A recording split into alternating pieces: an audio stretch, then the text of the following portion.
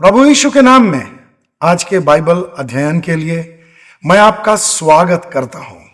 मेरा विश्वास है कि आज भी आप आशीष पाने जा रहे हैं। हम प्रार्थना करें। प्रेमी पिता परमेश्वर, हम आपको धन्यवाद देते हैं क्योंकि आपने हमें एक महान उद्धारकर्ता दिया है और हमारे उद्धारकर्ता प्रभु यीशु ने हमसे कहा, तुम सिद्ध बनो क्योंकि तुम्हारा स्वर्गीय पिता सिद्ध है। हम आपकी महिमा करते हैं कि आप एक सिद्ध परमेश्वर हैं और अपने चरित्र के अनुसार आप हमें भी धर्मी बनाते जाना चाहते हैं। हमारे अंदर धार्मिकता की बातें और अधिक समाहित होती चली जाएं, आप ये चाहते हैं और इसलिए आपने हमें अपना वचन दिया है और अपने अनुग्रह से हमें यह कार्यक्रम भी दिया है। आपके वचन की गहरी बातों पर हम लगातार इस कार्यक्रम में अध्ययन करते जा रहे हैं और लगातार सीखते जा रहे हैं। आपको महिमा मिले। मैं आग्रह करता हूं उन तमाम प्रिय लोगों के लिए जो हमारे कार्यक्रम से जुड़ते हैं, उनमें से एक एक के हृदय से आप बातें कीजिए। हे पवित्र आत्मा, हर एक की सहायता कीजिए, हर एक के हृदय से बातें कीजिए। हर एक का हृदय प्रभु यीशु के नाम में आपकी सहायता प्राप्त करने के लिए खुल जाए, परमेश्वर के वचन के लिए खुल जाए और आज जो विषय है उनके लिए बहुत ही लाभदायक विषय साबित हो और जो वचन आपने दिया है उसका एक्सप्लेनेशन भी लोगों को बहुत ही समझ में आए, बहुत अच्छा लगे और उनकी आत्मिक उन्नति हो, वे अपनी कमियों को देखने पाएं और उन कमियों से बाहर निकलकर पिता परमेश्वर की आराधना करने पाएं, पिता परमेश्वर के साथ और गहरा संबंध कायम करने पाए। धन्यवाद पिता इस सुंदर सेवकाई के लिए जो आपकी ओर से हमें मिली है। सारा आदर आपको देते हुए प्रार्थना मांगता हूं यीशु के नाम में। दया से सुने और स्वर्ग राज्य में ग्रहण कर ले। आमीन। तो परमेश्वर का धन्यवाद हो। प्रभु आज भी आपको आशीष देना चाहता है और इसलिए आज का जो विषय है बहुत ही चुनौतीपूर्ण है, लेकिन हम अपने विषय में अध्ययन से पहले परमेश्वर की महिमा के लिए ये गीत सुने। प्रभु चाहता है कि इसके द्वारा भी उसकी महिमा हो।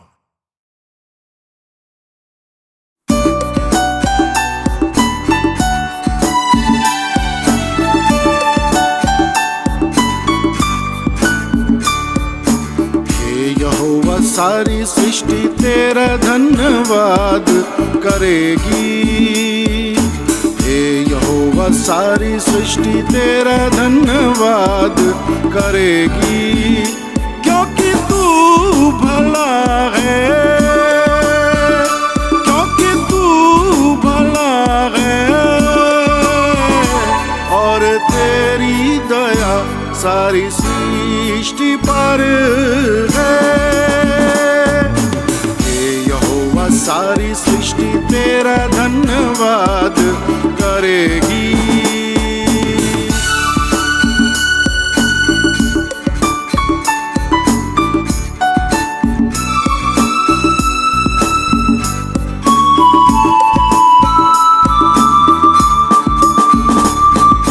तेरे राज की महिमा का वर्णन, तेरी सामर्थ की चर्चा, तेरे राज की महिमा का वर्णन, तेरी सामर्थ की चर्चा, तेरे महान कामों का वर्णन, तेरे अनुग्रह की चर्चा हर दिन हम करते रहेंगे, हर दिन हम करते रहेंगे। हे यहोवा सारी सृष्टि तेरा धन्यवाद करेगी।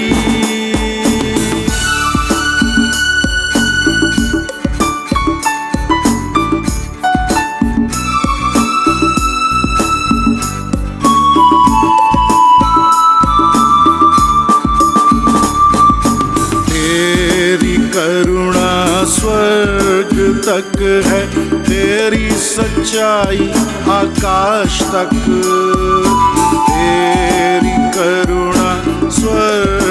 तक है तेरी सच्चाई आकाश तक।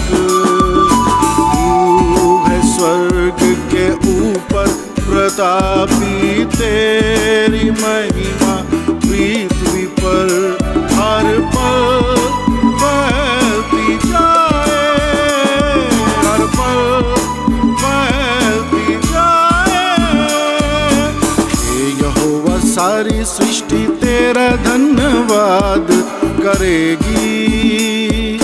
हे यहोवा सारी सृष्टि तेरा धन्यवाद करेगी, क्योंकि तू भला है, क्योंकि तू भला है और तेरी दया सारी सृष्टि पर है। हे यहोवा सारी सृष्टि तेरा धन्यवाद करेगी।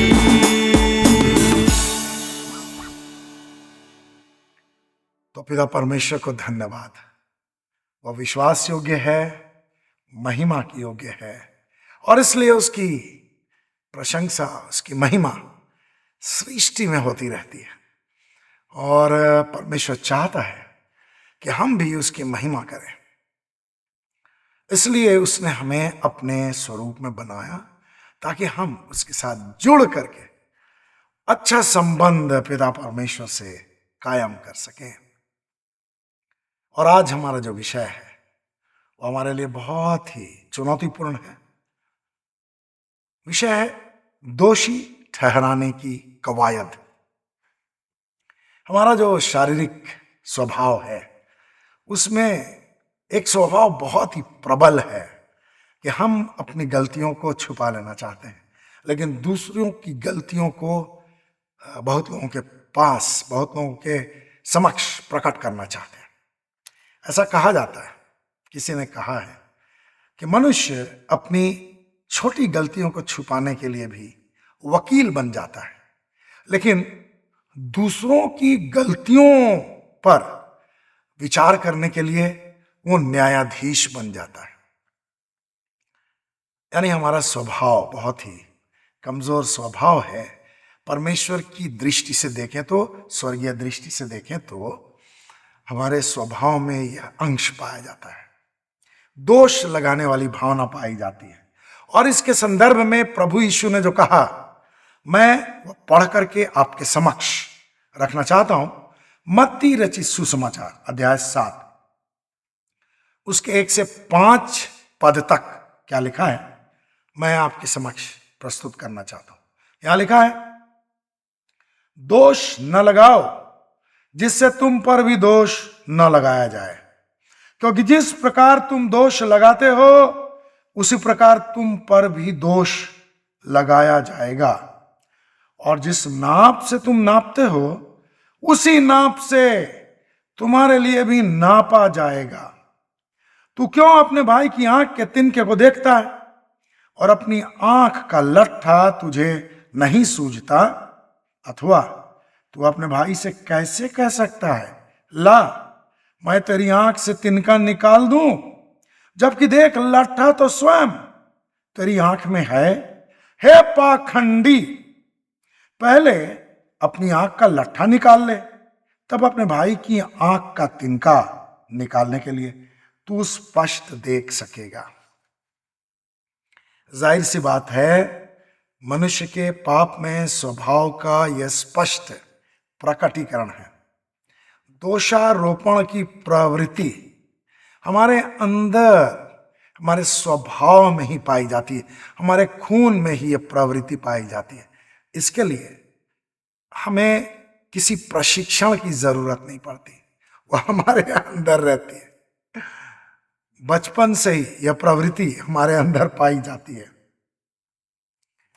छोटे बच्चे भी अपने आप की गलतियों को छुपाने के लिए दूसरों पर दोष लगा देते, अपने भाई बहनों पर, अपने दोस्तों पर, तुरंत पलक झपकते ये काम कर डालते हैं। किसी विशेष क्वालिफिकेशन की भी जरूरत नहीं है। कैसा भी माहौल हो, हमारे सामने केवल सुनने वाला व्यक्ति होना चाहिए। एक हो, दो हो, अनेक हो, अगर कोई सुनना चाहता है तो सबसे पहले हम दूसरों की गलतियों को लोगों के समक्ष रख करके दोषारोपण की बातें सुनाते हैं। तो आज की बाइबल स्टडी में हम यह समझने की कोशिश करेंगे कि हमें दोषारोपण क्यों नहीं करना चाहिए और क्यों हमें अपने स्वभाव पर, इस स्वभाव पर, दोषारोपण के इस स्वभाव पर विजयी होने के लिए बहुत ही गंभीर होना चाहिए, बहुत ही ज्यादा प्रयत्नशील होना चाहिए। तो पहली बात, प्रभु हम पर दोष नहीं लगाता। हमें दूसरों के ऊपर क्यों दोषारोपण नहीं करना चाहिए? क्योंकि प्रभु खुद हम पर दोष नहीं लगाना चाहता। इसके लिए मैं आपका ध्यान यूहन्ना रचित सुसमाचार उसके 8वें अध्याय पर ले जाना चाहता हूं।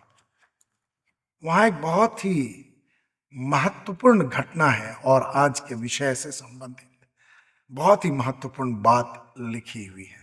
मैं संक्षेप में यह बात आपको बताना चाहता हूं। जब प्रभु यीशु जैतून पर्वत से उतरकर सुबह के वक्त मंदिर में आया तो एक स्त्री को कुछ लोग पकड़ करके प्रभु यीशु के पास ले आए और इस भीड़ में फरीसी भी थे, शास्त्री भी थे, वृद्ध पुरुष भी थे और जवान लोग भी थे।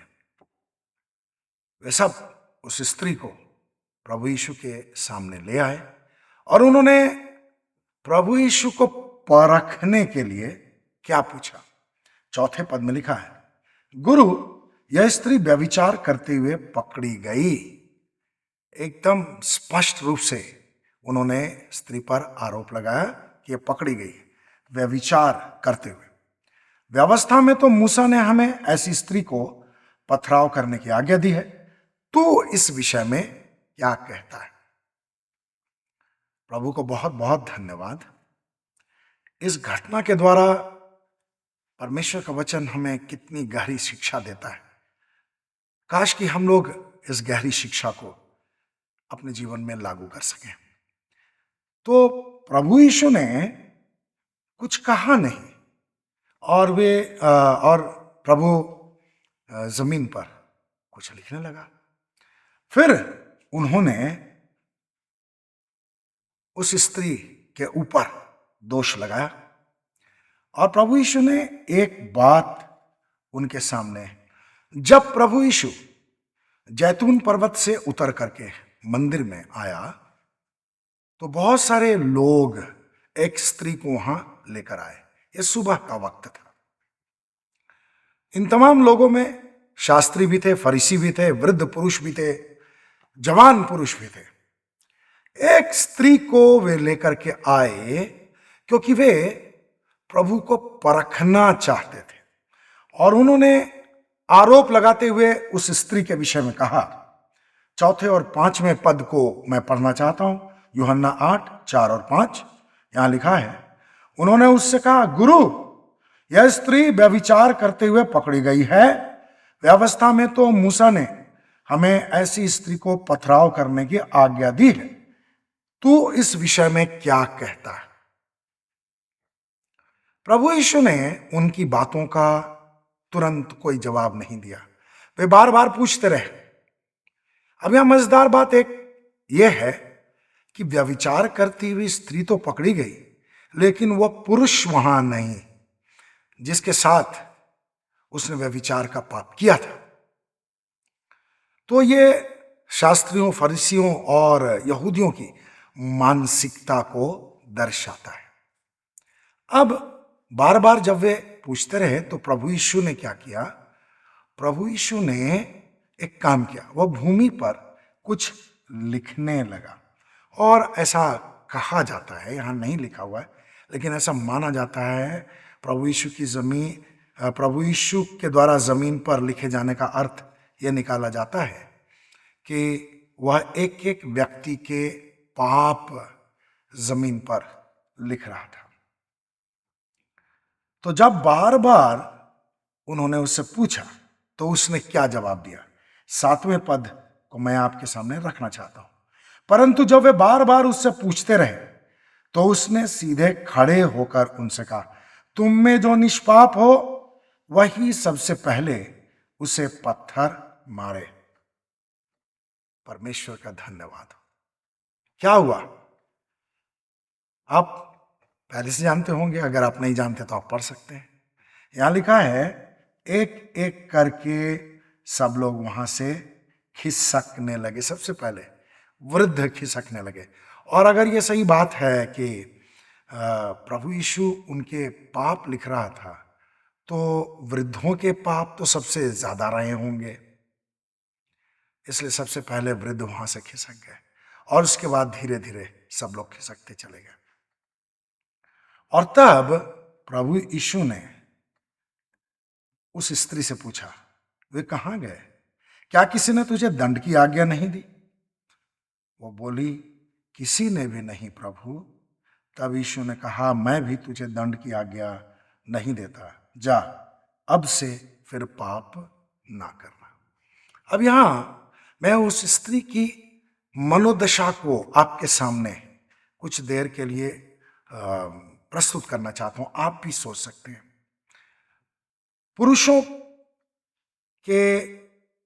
पुरुषों की भीड़ में एक स्त्री एक भयंकर पाप करते हुए पकड़ी गई और सब लोगों के सामने उसे न्याय के लिए प्रस्तुत कर दिया गया। अब उसके हृदय की दशा क्या रही होगी? वो शर्म से, झिझक से गड़ी जा रही होगी। अब वो ये भी सोच रही होगी कि ये जो व्यक्ति है, जिसके विषय में मालूम नहीं इससे पहले उसने सुना भी था या नहीं सुना था, वो क्या सोच रहा होगा, अब वो क्या कहेगा। अगर वो भी भीड़ की हाँ में हाँ मिला दे तो आज तो उसकी बहुत ही बुरी अवस्था होने वाली है। लोग उसे पत्थर मारेंगे और उसकी क्या अवस्था होगी। वो हो सकता है अधमरी हालत में वहां छोड़ दी जाए। लेकिन उसके आश्चर्य का ठिकाना न रहा होगा जब प्रभु यीशु ने भीड़ से सवाल पूछा कि जो निष्पाप हो सबसे पहले वो पत्थर मारे। और तब उसे लग रहा होगा कि कहीं से कोई पत्थर ना आ जाए, लेकिन फिर उसने देखा धीरे धीरे करके सब लोग चले गए और वहां केवल प्रभु यीशु और वो रह गई। और प्रभु यीशु ने बहुत ही स्पष्ट शब्दों में पूछा, हे स्त्री, वे कहां गए? क्या किसी ने तुझे दंड की आज्ञा नहीं दी? वो बोली, किसी ने भी नहीं प्रभु। अब उसके अंदर में ये बात घर कर गई, ये प्रभु है। हालेलुया। प्रभु यीशु को लोगों ने गुरु कह करके संबोधित किया, लेकिन इस महिला ने गुरु कह करके संबोधित नहीं किया, प्रभु या स्वामी ऐसे कह करके संबोधित किया। और जब प्रभु ने कहा, मैं भी तुझे दंड की आज्ञा नहीं देता, जा अब से फिर पाप न करना, तो कितनी गहरी बात उसे महसूस हुई होगी। और हम लोग जानते हैं मरियम मगदलिनी नाम की स्त्री थी। बाद में हमें पता चलता है कि यह प्रभु यीशु से कितना प्रेम करने लगी, प्रभु की भक्तिन बन गई। हालेलुया। और आज जबकि हमारा यह विषय है दोषी ठहराने की कवायद, तो हम क्या करते हैं? क्या हम अपने व्यवहार से मसीह होने के बावजूद, संभवतः विश्वासी होने के बावजूद, कई बार फरीसियों और शास्त्रियों का व्यवहार नहीं करते? क्या शास्त्रियों फरीसियों के व्यवहार से हमारा व्यवहार मेल नहीं खाता? यह बहुत ही फेवरेट टाइम पास है बहुत से विश्वासियों का। दूसरे की चुगली करना, दूसरे पर दोषारोपण करना, दूसरे की कमियों को बताना, बहुत ही फेवरेट टाइम पास है बहुत लोगों के लिए। घर हो, कार्यस्थल हो, मित्र मंडली हो, यहाँ तक कि चर्च के बाद भी बहुत से लोग इस प्रकार की बातें करने से चूकते नहीं। और हमें यह बात बहुत ही अच्छी तरह से समझनी चाहिए कि जो निष्पाप हो वही सबसे पहले पत्थर मारे, यानी जो निष्पाप हो वही सबसे पहले दूसरों की कमी या कमजोरी का बखान करे। तो हम में निष्पाप कौन है? हम अपनी इस गिरी हुई अवस्था को प्रभु यीशु के सामने, हमारी जो अवस्था है कि हमारे धर्म के काम तो मैले चिथड़ों के समान हैं, प्रभु यीशु के लहू से धुल जाने के बाद भी हमारी जो शारीरिक अवस्था होती है, पतित अवस्था होती है, उसकी वास्तविकता को अगर हम समझते हैं तो हम ये काम नहीं करेंगे।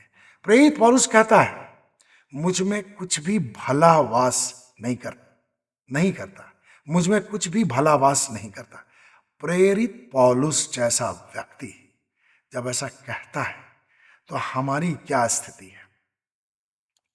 लेकिन हमारे अंदर जो स्वभाव है उसको खुद ही समझने की जरूरत है, बल्कि इस स्वभाव के लिए लगातार हमें प्रार्थनारत रहने की जरूरत है, क्योंकि हमारा यह स्वभाव बहुत जल्दी लोगों के सामने आ जाता है। और जैसे प्रभु यीशु ने कहा, जो हमारे हृदय में भरा होता है वही हमारे मुंह से बाहर निकलता है। तो हमें अपने हृदय की चौकसी तो करनी चाहिए, हमारी जीभ की चौकसी भी हो, हमारे मुंह की भी चौकसी हो, हमारी आवाज हो, हमारे शब्दों की भी चौकसी हो, तो यह बहुत अच्छी बात होगी। और ये चौकसी कौन कर सकता है?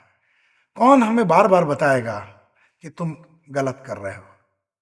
पवित्र आत्मा जरूर हमारे हृदय को कचोटता है, लेकिन कई बार पवित्र आत्मा को भी हम रोक देते हैं, उसकी अधीनता में हम नहीं आना चाहते। बस हम अपने स्वभाव के कारण अपने मुंह से गलत बयानी करते रहते हैं। और यह हमारे स्वभाव में किस तरह शामिल है, इसको मैं और एक स्थान से पढ़ करके बताना चाहता हूं। यह स्थान है मरकुस रचित सुसमाचार अध्याय 5, मैं 22 से 24 और 35 से लेकर के 42 पद तक पढ़ना चाहता हूं। यहां इस प्रकार लिखा है, फिर आराधनालय के अधिकारियों में याईर नामक एक व्यक्ति आया और उसे देखकर उसके पैरों पर गिर पड़ा और गिड़गिड़ा कर उससे विनती करके कहने लगा, मेरी छोटी बेटी मरने पर है, कृपया चलकर उस पर हाथ रख कि वह चंगी हो जाए और जीवित रहे। वह उसके साथ चला और एक विशाल जनसमूह भी उसके पीछे चल पड़ा, यहां तक कि लोग उस पर गिरे पड़ते थे। वह ये कह ही रहा था, तभी आराधनालय के अधिकारी के घर से लोगों ने आकर कहा, अब गुरु को और कष्ट क्यों देता है? तेरी बेटी तो मर गई है।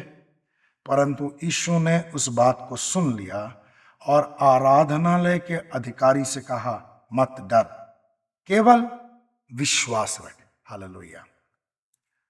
और उसने पतरस, याकूब और याकूब के भाई यूहन्ना को छोड़ अन्य किसी को अपने साथ आने न दिया, और वे आराधनालय के अधिकारी के घर आए तो उसने लोगों को कोलाहल मचाते और जोर से रोते और विलाप करते देखा। प्राचीन समय में बहुत से लोग रोने बिलखने के लिए बहुत ही ज़्यादा तैयार रहते थे, ऐसा लगता है। और कुछ लोग तो रोने के लिए भाड़े पर ही जमा किए जाते थे, लेकिन यहाँ भाड़े के लोग नहीं थे, अगल बगल के लोग रहे होंगे। याईर की छोटी बेटी लोगों की नज़र में रही होगी, क्योंकि याईर आराधनालय का अधिकारी था, तो बहुत से लोग उससे परिचित रहे होंगे, उसके साथ अपने आप को जोड़ करके रखने में भलाई समझते होंगे। अब ये सब लोग वहाँ आ गए और लोग रोने लगे, विलाप करने लगे। अब प्रभु यीशु ने क्या कहा उनसे, यह बात बहुत ही महत्वपूर्ण है। 39 पद से आगे पढ़ना चाहता हूं। तब उसने भीतर जाकर उनसे कहा, क्यों रोते और हल्ला मचाते हो? बच्ची मरी नहीं परंतु सोती है। अब ये देखिए, जो लोग वहां रो रहे थे, दुखी थे, विलाप कर रहे थे, ऊंची आवाज में विलाप कर रहे थे, लेकिन उनके विषय में क्या लिखा है? और वे उसकी हंसी करने लगे, परंतु सबको बाहर निकालकर बच्ची के माता पिता और अपने साथियों को लेकर उसने उस कमरे में जहां बच्ची थी प्रवेश किया, और बच्ची का हाथ पकड़कर उसने उससे कहा, तलीथा कुमी, जिसका अर्थ है, लड़की मैं तुझसे कहता हूं उठ। और लड़की तुरंत उठकर चलने फिरने लगी, क्योंकि वह 12 वर्ष की थी, और तुरंत वे अत्यंत चकित हो गए। परमेश्वर को बहुत बहुत धन्यवाद, परमेश्वर की महिमा हो, क्योंकि परमेश्वर ने प्रभु यीशु को वे सारे अधिकार इस पृथ्वी पर दे दिए थे जो उसके पास हैं। और प्रभु यीशु ने ऐसा कहा भी है, स्वर्ग और पृथ्वी का सारा अधिकार मुझे दिया गया है। यानी मृतकों को जिंदा करने का अधिकार पिता परमेश्वर के पास है, और वो अधिकार प्रभु यीशु को दे दिया गया था। प्रभु यीशु ने इसी अधिकार के तहत लाजर को भी जिंदा किया, नाइन की विधवा के बेटे को भी जिंदा किया, अब याईर की बेटी को भी जिंदा कर दिया। लेकिन अब सोचिए, मनुष्य का स्वभाव क्या है? दोषारोपण करना। तो हमारे अंदर यह स्वभाव पाया जाता है कि नहीं, ये और कोई नहीं बल्कि हमें देखना है, और हमें बहुत अच्छी तरह से अपने स्वभाव की पड़ताल करनी है, और लगातार अपनी स्वभाव की कमी कमजोरी को प्रभु के सामने रखना है, ताकि हम इस स्वभाव के ऊपर विजयी होते जा सके। अब दूसरी बात, हम जितना दोष लगाएंगे उतना ही दोषी ठहरेंगे, यह हमें समझना है। दूसरों का दोष तो हमें बहुत जल्दी दिखाई देता है, दूसरों के आंख के तिनके को हम बहुत जल्दी देख लेते हैं, लेकिन अपनी आंख का लट्ठा हमें नहीं दिखता। और जैसा कि मत्ती 7:2 में लिखा है, क्योंकि जिस प्रकार तुम दोष लगाते हो उसी प्रकार तुम पर भी दोष लगाया जाएगा, और जिस नाप से तुम नापते हो उसी नाप से तुम्हारे लिए भी नापा जाएगा। प्रभु के वचन में से एक बात मुझे याद आ रही है, भजन संहिता में ऐसा लिखा है, दयालु के प्रति वो दयालु है। तो अगर हम दूसरों के प्रति दया का व्यवहार करते हुए दोष नहीं लगाते हैं, तो प्रभु हम पर भी अपनी दया के कारण दोष नहीं लगाएगा। लेकिन हम जितना ज्यादा दोष लगाएंगे उतना ही ज्यादा दोषी ठहरेंगे। तो दोष लगाने का क्या अर्थ है, मैं इसे आपके सामने रखना चाहता हूं। मत्ती 12 और उसका 9 और 10 पद मैं पढ़ना चाहता हूं। यहां इस प्रकार लिखा है, मत्ती 12, 9 और 10। वहां से निकलकर वह उनके आराधनालय में गया। देखो, वहां सूखे हाथ वाला एक मनुष्य था। उन्होंने यीशु पर दोष लगाने के अभिप्राय से यह कहते हुए प्रश्न किया, क्या शब्द के दिन चंगा करना उचित है? परमेश्वर को धन्यवाद कि परमेश्वर के अनुग्रह के कारण प्रभु यीशु इस संसार में आया। उसने हम पापियों के लिए अपना लहू बहाया, और अपने लहू से हमारे पापों को धो करके हमारे ऊपर आज भी अपना अनुग्रह बनाए रखता है। और इसी कारण हम व्यवस्था के अधीन नहीं रहे, परंतु प्रभु यीशु के अनुग्रह के अधीन हो गए। अब व्यवस्था के अधीन रहने से तो हमारी आंखें व्यवस्था की बातों को ही ढूंढती रहती, और व्यवस्था की बातों में हम लोग खो जाते। और जैसा लिखा है कि व्यवस्था के द्वारा कोई धर्मी नहीं ठहराया जा सकता। ये सदुकी और फरीसी व्यवस्था की बातों के द्वारा खुद को धर्मी ठहराने की कोशिश कर रहे थे, और किस पर दोष लगा रहे थे? प्रभु यीशु पर, जिसके सामने हर एक घुटना टिकेगा, हर एक जीव अंगीकार करेगी कि यीशु ही प्रभु है। उस पर यह दोष लगाने का कार्य कर रहे थे। शब्द का दिन पवित्र तो मानना ही था, परमेश्वर की ओर से व्यवस्था दी गई थी, लेकिन लोगों ने, इस्राएलियों ने सब्त के दिन को बहाना बनाकर दया करना या भला करना यह भी बंद कर दिया था। और सब्त के दिन वे किसी प्रकार का काम नहीं करना चाहते, यहां तक कि भलाई का काम भी नहीं करना चाहते थे। अब सब्त के दिन अगर कोई बहुत ही ज्यादा गंभीर रूप से घायल हो जाए तो इस्राएली क्या करते, उसे छोड़ देते। संभवतः बहुत से इस्राएली जो व्यवस्था पर चलने का दावा करते थे वे तो घायल मनुष्य को छोड़ ही देते, चलो भाई मरने दो क्योंकि आज तो सब्त का दिन है। तो ये बात प्रभु यीशु बहुत अच्छी तरह से जानता था, इस्राएलियों की इस कमी को उसने बहुत अच्छी तरह से समझ लिया था। और आज वो हमें यह बताना चाहता है इन पदों के द्वारा कि हम व्यवस्था के बंधनों से आजाद हो गए हैं तो हमें किस प्रकार परमेश्वर के प्रति धन्यवादित होना चाहिए। और वो ये भी चाहता था कि ये जो सदूकी और फरीसी हैं वे भी अपनी गलती को समझें, क्योंकि एक सूखे हाथ वाला एक व्यक्ति वहाँ प्रभु यीशु के सम्मुख उपस्थित किया गया और ये सब आराधनालय में हो रहा था या फिर आराधनालय के ठीक सामने हो रहा होगा। अब यहाँ पर कुछ फरीसी और शास्त्री थे और वे यीशु पर दोष लगाने का बहाना ढूंढ रहे थे कि चलो भाई देखते हैं सब्त के दिन को यह पवित्र मानता है या नहीं। तो आज हम बहुत अच्छी तरह से इस बात को समझ सकते हैं कि सब्त के दिन किसी के लिए भलाई करना जरा भी बुरा नहीं है और परमेश्वर की इच्छा के अनुसार ये जरा भी बुरा नहीं है, बल्कि ये अच्छा है, क्योंकि परमेश्वर का वचन इस बात को बहुत ही स्पष्ट रूप से बताता है कि परमेश्वर को बलिदान से अधिक प्रेम पसंद है। और जब हमारे स्वभाव में प्रेम होता है तो हम किसी की हानि नहीं करते, चाहे शब्द के द्वारा या फिर कार्यों के द्वारा, हम उसे लाभ पहुंचाने का कार्य करते हैं। प्रभु यीशु परमेश्वर के प्रेम से भरा हुआ व्यक्ति था। वो तो स्वयं परमेश्वर था और संपूर्ण मनुष्य और संपूर्ण परमेश्वर। वो सूखे हाथ वाले मनुष्य को भला क्यों व्यवस्था के अधीन छोड़ करके चंगा नहीं करता है, इसलिए उसने सूखे हाथ वाले व्यक्ति को चंगा कर दिया। अब यह बात फरीसियों को, सदूकियों को बहुत बुरी लगी, क्योंकि वे व्यवस्था की जकड़न में थे और इस जकड़न से वे आजाद होना नहीं चाहते थे।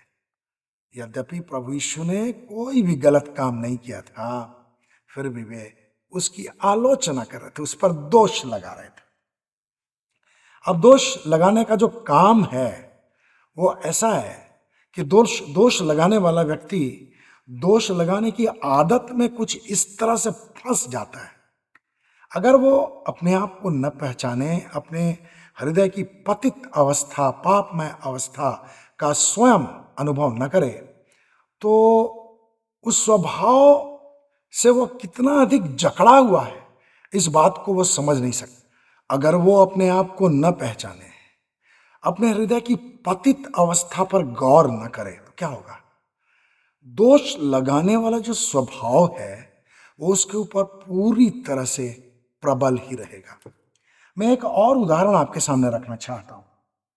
मरकुस अध्याय 2:18 यहां लिखा है, यूहन्ना के चेले और फरीसी उपवास किया करते थे और वे आकर उससे कहने लगे, यूहन्ना के चेले और फरीसियों के चेले तो उपवास रखते हैं, परंतु तेरे चेले क्यों उपवास नहीं रखते? तो प्रभु यीशु के ऊपर दोष लगाने का छोटा से छोटा अवसर भी वे नहीं छोड़ना चाहते थे। अब देखिए, यूहन्ना के तो चेले उपवास करते रहे होंगे, तो पब्लिक में आकर के तो वे नहीं बताते होंगे कि हम उपवास कर रहे हैं। लेकिन मैं ये मान सकता हूं कि जब फरीसी और फरीसी के चेले उपवास करते रहे होंगे तो वे जरूर आकर के लोगों के सामने ये प्रकट करते रहे होंगे कि भाई आज हम उपवासी हैं, हम उपवास कर रहे हैं। तो प्रभु यीशु के चेलों से फरीसी ऐसे ही व्यवहार की कामना करते थे कि वे जब उपवास करें तो लोगों को पता चले कि हाँ भाई वे भी उपवास कर रहे हैं। मतलब इतना ढोंग, इतना दिखावा फरीसियों के स्वभाव में था। तो कई बार हमारे समाज में भी इस प्रकार का दृष्टिकोण होता है।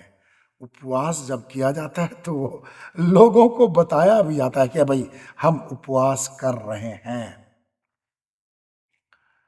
शब्द उस समय के लोगों के लिए एक बहुत बड़ी पहेली भी था और एक बहुत बड़ा जाल भी जिसमें लोग फंसे हुए थे। कोई भी अच्छा काम शब्द के दिन नहीं करना है, किसी की सहायता तक नहीं करनी है। किस प्रकार वे शब्द का दिन मनाते रहे होंगे या शब्द के दिन वे क्या करते रहे होंगे, ये तो बाइबल बहुत अच्छी तरह नहीं बताती है। लेकिन प्रभु यीशु उनके हृदयों को बहुत अच्छी तरह से जानता था और ये बहुत अच्छी तरह से वो जान चुका था कि फरीसी और सदूकी कितने ढोंगी और पाखंडी हैं।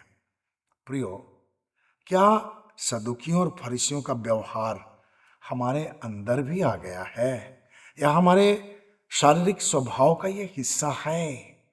यह हमारे लिए बहुत ही गंभीर प्रश्न है और किसी दूसरे को नहीं बल्कि हमें ही युद्ध स्तर पर प्रार्थना के द्वारा इस पर विजयी होने की जरूरत है।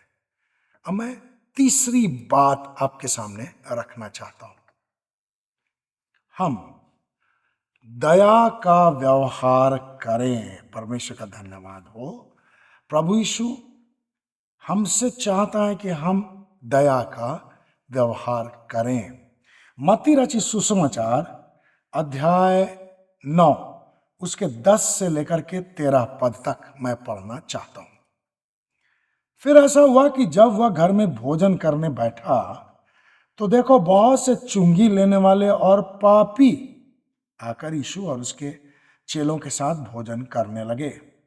और जब फरीसियों ने यह देखा तो उसके चेलों से कहा, तुम्हारा गुरु चुंगी लेने वालों और पापियों के साथ क्यों खाता है?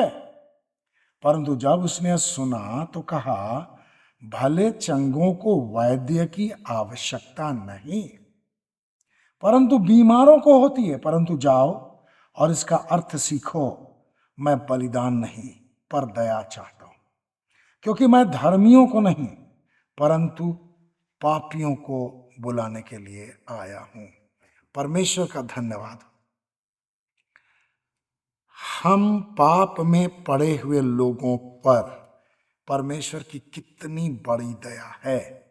अगर परमेश्वर हमारे पापों को हमारे सामने अभी उजागर कर दे तो मेरे ख्याल से बहुत से लोगों को अपनी गलतियों का बहुत ही भयंकर रूप से प्रकटीकरण होगा।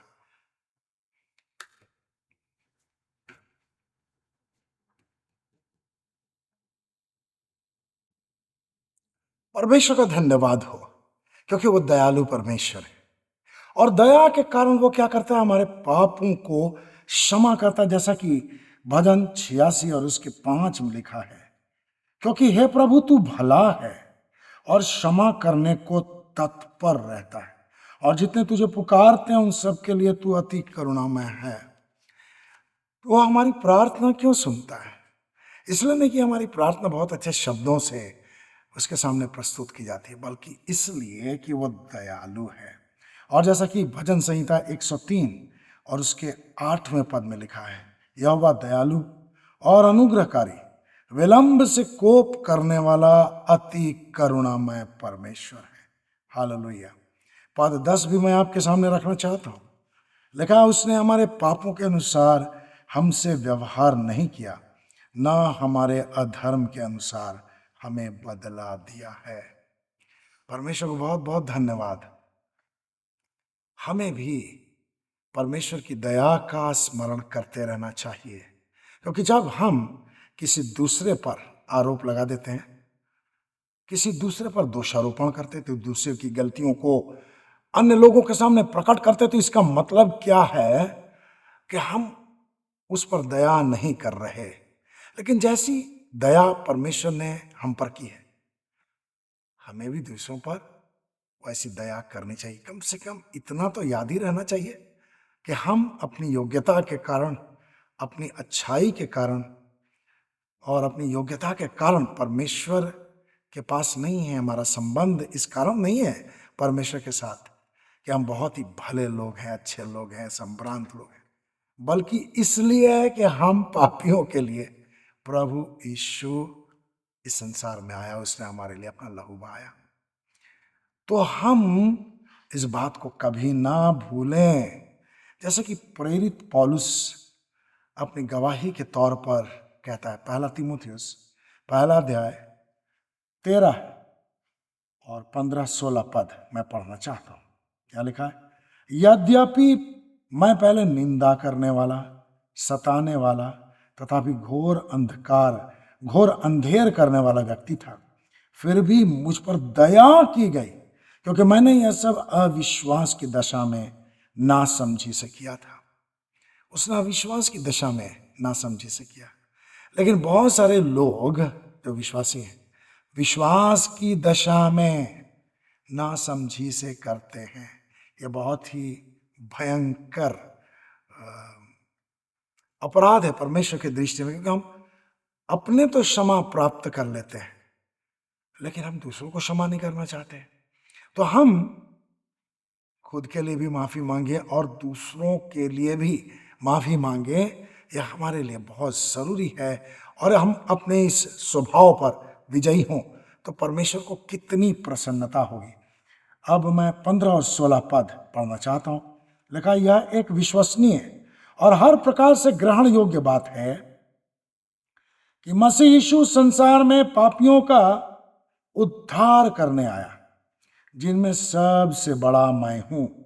फिर भी मुझ पर इस कारण दया हुई कि मसीह यीशु मुझ सबसे बड़े पापी में अपनी पूर्ण सहनशीलता प्रदर्शित करे, कि मैं उनके लिए जो उस पर अनंत जीवन के निमित्त विश्वास करेंगे आदर्श बनूं। तो प्रेरित पौलुस हमारे लिए एक आदर्श है। वो पहले निंदा करने वाला था, दोष लगाने वाला था, लेकिन जब उसने समझ लिया कि ये काम गलत है, उसने प्रभु यीशु मसीह पर विश्वास कर लिया, उसने ये काम छोड़ दिया। और वह कहता है, मुझ सबसे बड़े पापी में प्रभु यीशु ने पूर्ण सहनशीलता प्रदर्शित की। तो अनुग्रह हो परमेश्वर पिता का कि हम पर भी प्रभु यीशु के द्वारा परमेश्वर की पूर्ण सहनशीलता लोगों के सामने प्रकट हो।